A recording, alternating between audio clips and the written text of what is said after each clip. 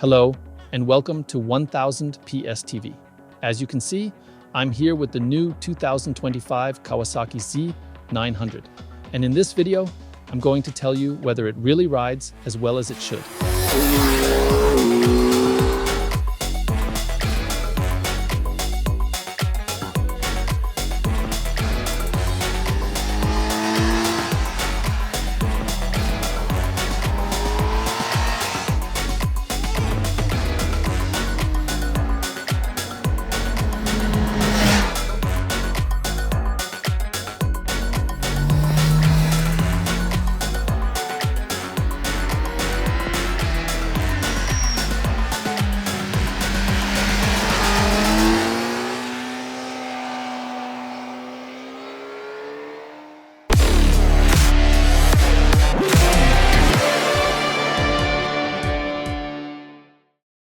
The thing is, this Kawasaki Z900 has been launched into the market with enormous expectations. It was presented to the world press, and here we are in southern Spain.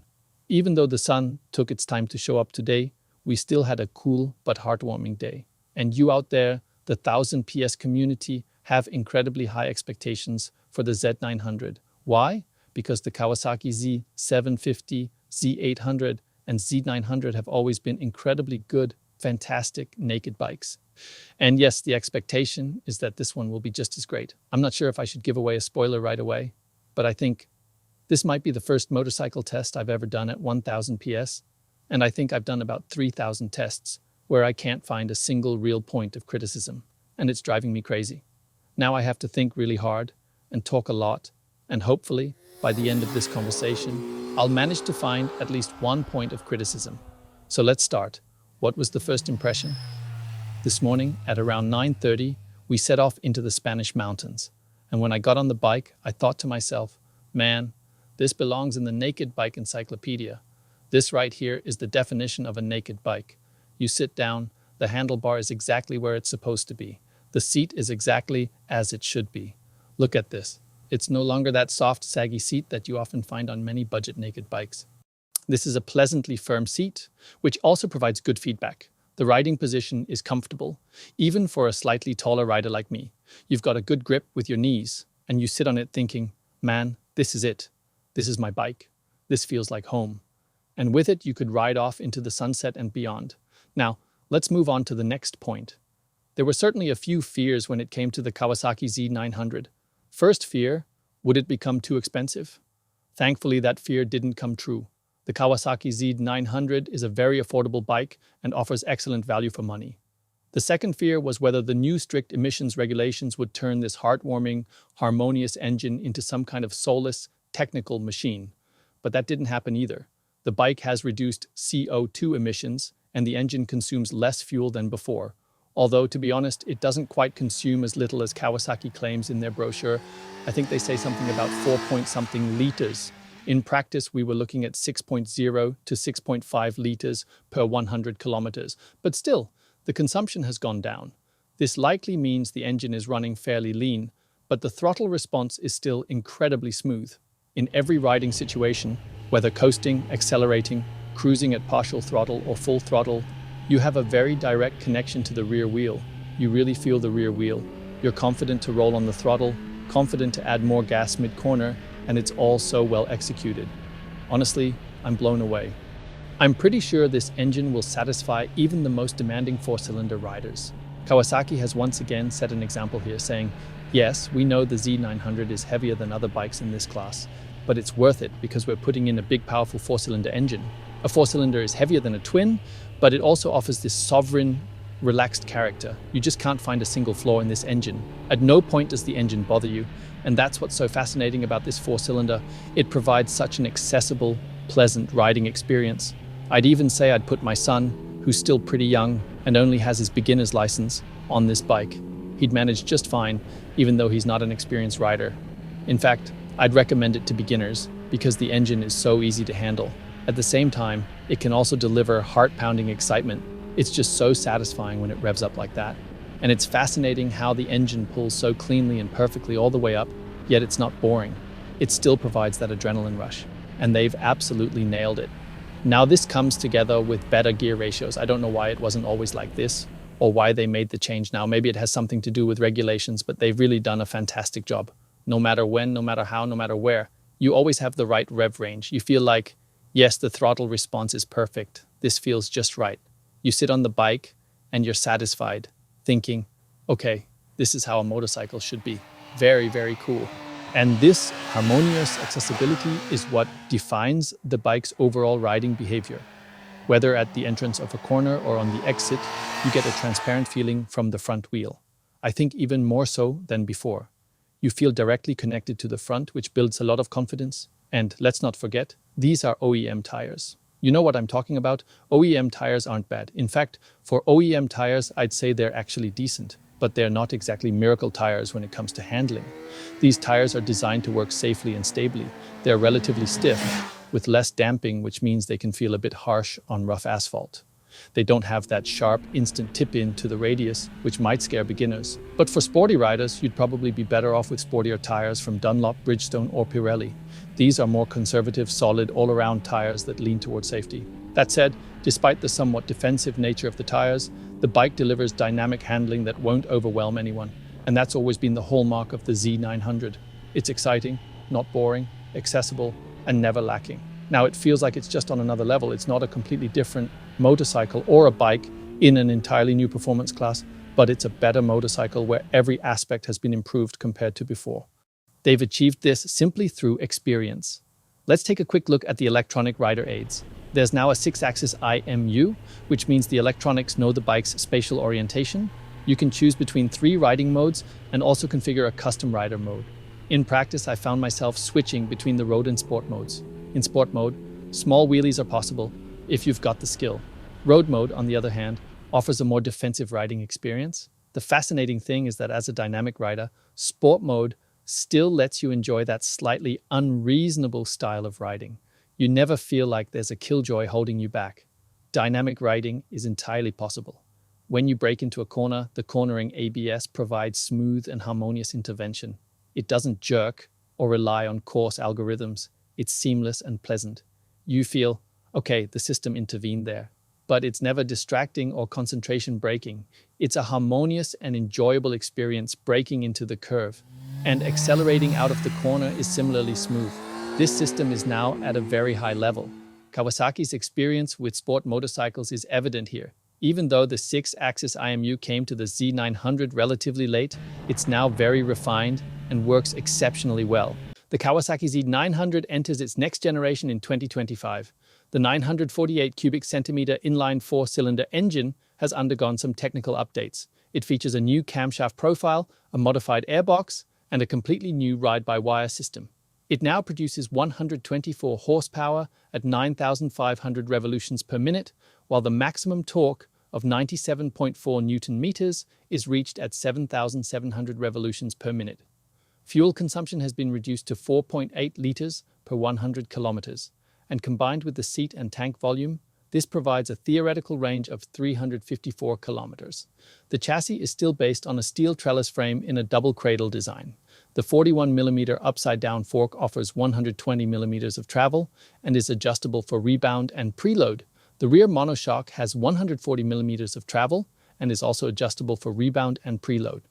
The bike has a wheelbase of 1,450 millimeters, a trail of 110 millimeters, and a slightly increased seat height of 830 millimeters. However, a lower seat option with 810 millimeters is also available. Personally, as someone who is 1.84 meters tall, I find it good news that the seat height has been raised a bit. In my opinion, the most significant change is the new 6-axis IMU. This central control unit enables cornering ABS and lean angle sensitive traction control. A lean angle sensitive traction control system can be fine-tuned much more precisely, allowing the rider to push closer to the limit compared to systems without such a 6-axis IMU. The Quickshifter works in both directions for upshifting and downshifting, but is only active from 1500 RPM. Cruise control is now standard equipment, and there are 4 riding modes available: Sport, Road, Rain, and a fully customizable rider mode. The 5-inch TFT display stands out, and apparently it can also integrate turn-by-turn navigation. I'll have to test this in practice, but for now, I've installed all the available Kawasaki apps on my smartphone. The brakes have been revised with radially mounted 4-piston calipers at the front. However, it still has 300mm dual discs at the front and a 250mm disc at the rear.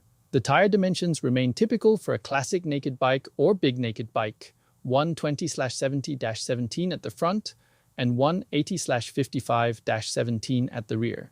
The total weight is 213 kilograms, fully fueled and ready to ride. Kawasaki is once again offering an SE version. This one comes with slightly higher-end components.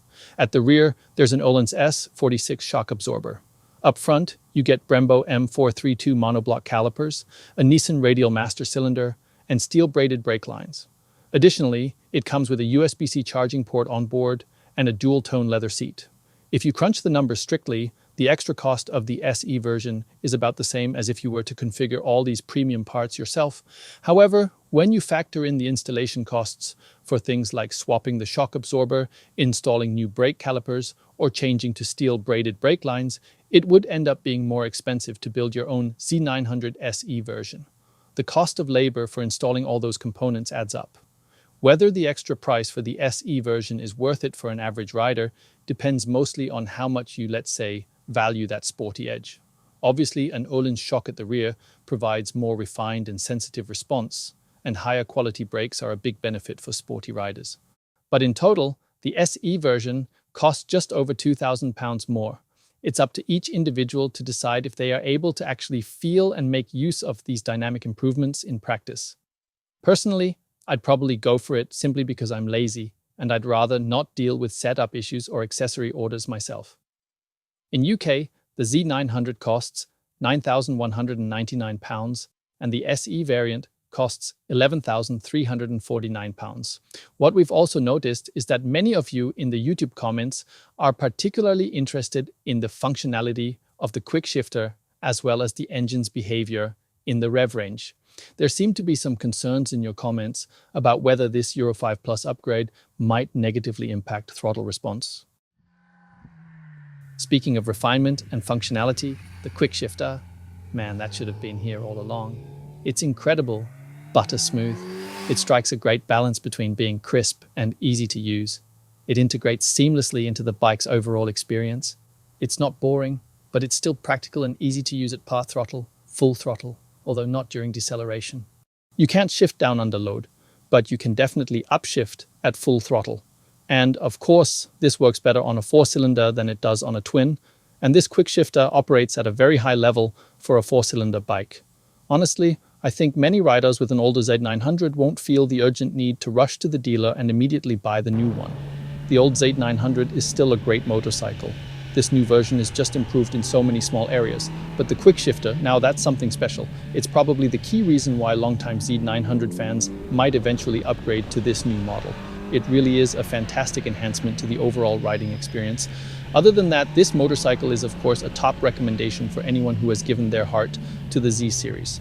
Riders of the Z125, Z400, Z500 or Z650, it's a wonderful step up into a motorcycle class that feels truly well-sized.